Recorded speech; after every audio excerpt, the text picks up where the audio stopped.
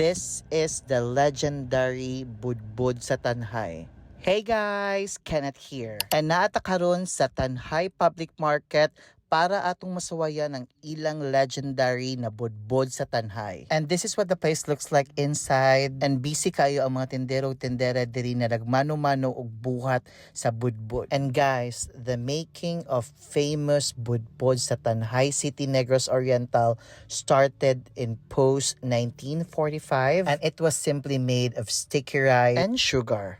Over time and fast forward, ilang gi-introduce ang budbud na naay chocolate. And let's do a taste test. First, we tried this plain budbud sa Tanhay. It was well cooked, sakto ra iyang lasa. Next, ang famous na naay chocolate filling. It was also good and sakto ra ang iyang sweetness. We also tried their local sikwate and kaning puto na naka-cone. And kani siya, sakto ra ang puto and ang kaning sikwate, legit jud na tablay ang ilang gigamit.